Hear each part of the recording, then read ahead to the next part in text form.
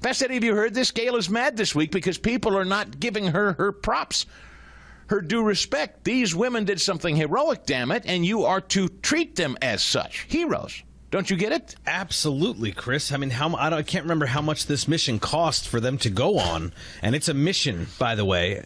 This was very heroic. They said they were in space for what, a few seconds, to the tune of millions of dollars. Okay, that's right. Here's Gail, 1558, letting you know she's a hero, damn it, and don't you forget it. This is what bothers me, because I've certainly read some of the things online coming from people that I know, that I like, that I consider friends. And this is what I would say to that. Space is not an either or, it's a both and because you do something in space doesn't mean you're taking anything away from Earth. And what you're doing in space is trying to make things better here on Earth. What Blue Origin wants to do is take the waste here and figure out a way to put it in space to make our planet cleaner. I mean, Jeff Bezos has so many ideas, and the people that are working there are really devoted and dedicated to making our planet a better place. That's number one. Number two, have you been? Have you been? If you've been and you still feel that way after you come back, please let's have a conversation. Number three, please don't call it a ride. That is not a friggin' ride. Whenever a man goes up, you have never said to an astronaut, boy, what a ride. You know, we duplicated the same trajectory that Alan Shepard did back in the day, pretty much. No one called that a ride. It was called a flight. It was called a journey, because a ride implies that it's something frivolous or something that's lighthearted. There was nothing frivolous about what we did and the machine that we were on, and what it took for the people to get that machine up and running, to get us up and get us back down safely. So, you know, I'm very disappointed and very saddened by it. And I also say this.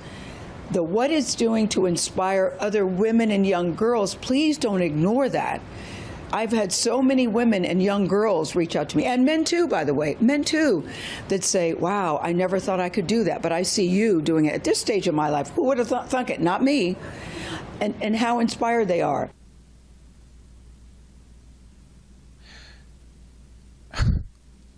Have you ever heard such self-important nonsense in your entire life?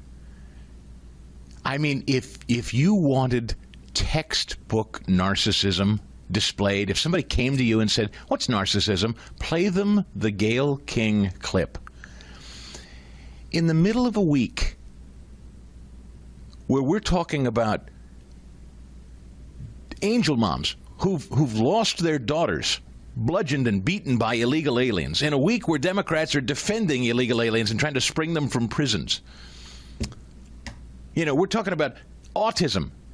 We're talking about big things to help the country and protect its citizens. Gayle King is mad, damn it, that you don't give her her due respect. It was not a ride. Don't you call it a ride.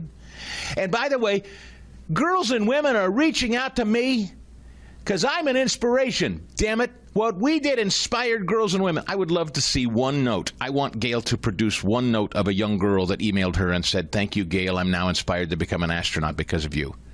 Gayle King, the astronaut now. Right.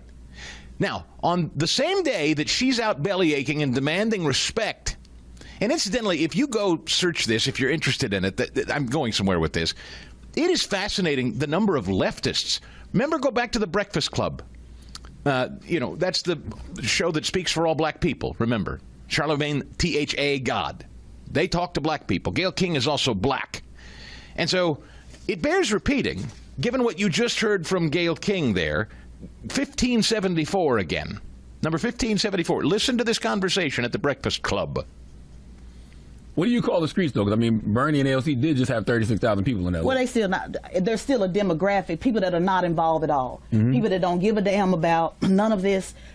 Bernie Sanders' demographic, and I'm just going to be honest, the progressive demographic, the Rainbow Coalition, is white liberals, pretty much, white progressives. There's still a lack of talking to those that have completely given up, completely disenfranchised. Okay. Obviously. So by a lack of talking to people who have completely given up and feel disenfranchised, don't you suppose she probably means a rich lady on the CBS morning show screaming at people about how she's a hero and an astronaut, and don't you dare disrespect her?